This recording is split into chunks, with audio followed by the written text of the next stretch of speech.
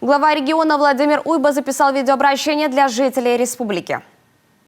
Бурлун Дунайортис. Добрый день, уважаемые жители республики. Сегодня День науки, поэтому я хочу поздравить всех, кто связан с научной деятельностью, с праздником, потому что на самом деле люди, посвятившие себя науке, это особенные люди. Кроме того, что это, конечно, талантливые люди, это люди первооткрыватели, это люди очень большого упорства и огромного труда, потому что не зря есть такое понятие «грызть гранит науки». Действительно, для того, чтобы прийти к открытию, для того, чтобы просто прийти к какому-то, может быть, даже небольшому противоречию с тем, что устоялось десятками лет, сотнями лет, нужно иметь огромное упорство и огромный талант. Талант первооткрывателя, талант человека, который действительно не идет по общему понятию, по общим пониманиям, по общим законам, а увидев в чем-то несоответствие, научное несоответствие, открывает совершенно до этого неизведанное понимание того или иного процесса. Я хочу, поздравляя всех, кто связан с наукой, я хочу сказать, что вообще Россия – это огромный клад научных умов, научных талантов в мировой науке. Но и Республика Коми – это тоже очень большое весомое вложение научных открытий и научных имен в российской науке. Коми научный центр – это вообще нам очень сильно повезло, уважаемые жители, что Коми научный центр есть в республике, и он дает вот свои плоды, свои таланты, свои научные открытия и свершения. Поэтому всем ученым, всем преподавателям, всем студентам, которые будущее нашей науки, конечно же, каждому своей очень увлекательной научной жизни, новых открытий, свершений. И самое главное, вот чтобы эта звезда научного открытия, таланта научного всегда сопутствовала вам и шла вместе с вами. Ну и, конечно же, здоровья и обязательно семейного благополучия, потому что ученого нужно согревать, нужно кормить хорошо, нужно любить, поэтому ученый – это тоже человек. Поздравляю всех наших ученых и тех, кто посвятил себя науке, с нашим праздником.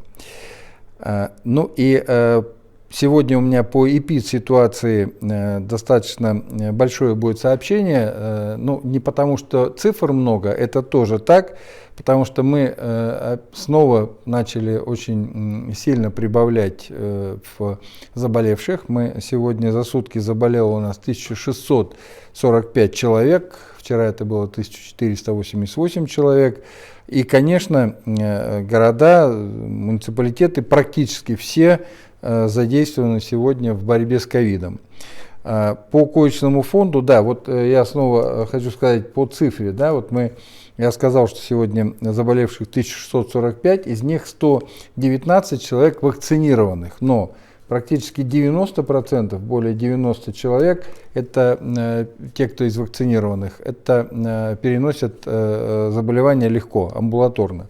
И только 30 человек госпитализированы в связи с тем, что, ну, как правило, это возрастные все-таки люди и уже с большим количеством хронических заболеваний.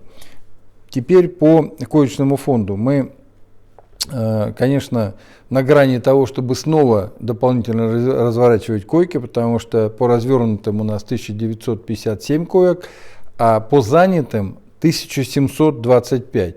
То есть вчера у нас было занято 1528. Вот, уважаемые жители республики, вы видите, что мы просто за сутки практически переросли практически на 200 коек. Ну, то есть это очень большая нагрузка на вообще медицинскую службу и на госпитальную ее составляющую в том числе. Ну и вот такую колоссальную нагрузку, которую сегодня несет наша медицина, конечно, нужно очень относиться к этому с пониманием и уважать врачей, средний медперсонал, потому что работу, которую они сегодня делают, она просто героическая, колоссальная. Что я имею в виду? У нас началось манкирование. То есть манкирование – это когда человек, вызывая врача, заболевание или там симптоматику усиливает от того, что есть. Тем самым, вызывая скорую помощь, говоря о том, что очень высокая температура, свыше 39, одышка, ну то есть вся симптоматика, когда действительно угрожающая жизни человека. Бригада приезжает, не находит ничего, находит температуру 37,5, на что говорит человек, что ну вот она спала. Вот. И, конечно, никаких следов одышки, никаких следов легочной недостаточности.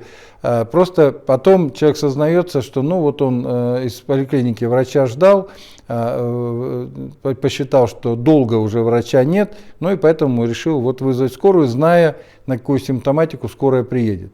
Уважаемые жители республики, вот мы сделали анализ, 10% сегодня вызовов скорой за последние сутки были только действительно по тому соответствию, когда скорая должна была поехать.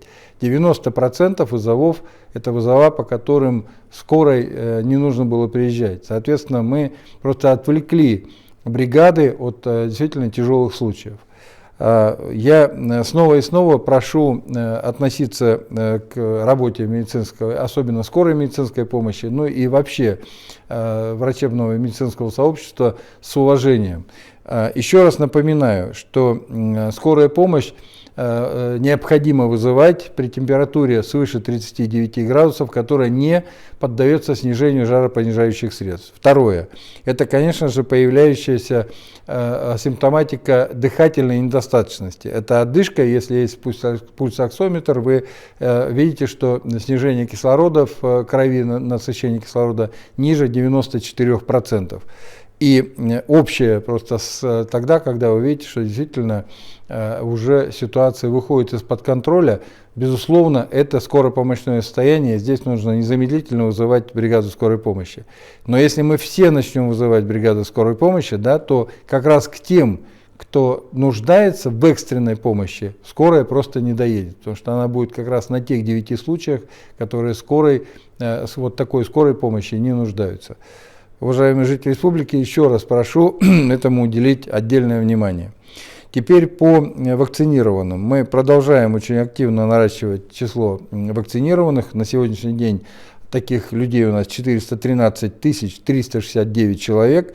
Ревакцинация растет, 77 630 человек ревакцинировано.